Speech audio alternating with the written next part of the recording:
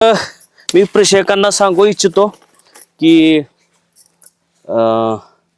हे जात्यावरचं गाणं ऐकल्यानंतर मला माझं आता वय साधारण 45-40 वर्ष आहे, परंतु वयाच्या 5 ते 10व्या वर्षापर्यंत तरी मी जात्यावरचं थोडं तरी ऐकत होतो.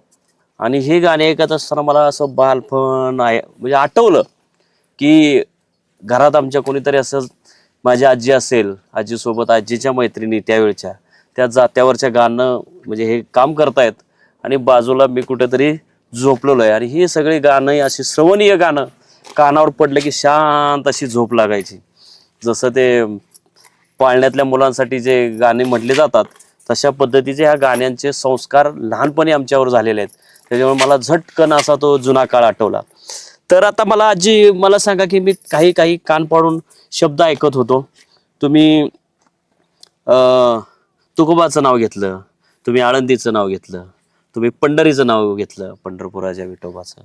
तर तुम्ही काय त्या गाण्यातून काय सांगत होता, काय आठवतंय म्हणजे गाण्यातून आठवण? हा म्हणजे तुम्ही सांगितलं ना तुकोबाचं काय त्या रुक्मिणीचा उल्लेख केला होता. रुक्मिणी बसली रुक्मिणी जाऊन बसली जुन्या वाड्या.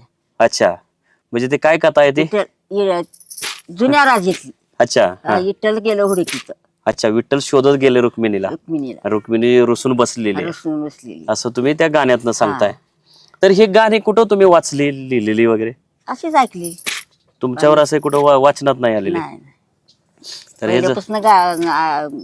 गाणीच आहे ती ना, वाचायला नाही काय पुस्तकात आहे ती. हा एक्झॅक्टली, मला तेच जाणून घ्यायचं होतं की जे हे काय कथा कविता असतात ते एकाकडून दुसऱ्याकडून असे संगतीमध्ये तुम्ही ऐकलेल्या.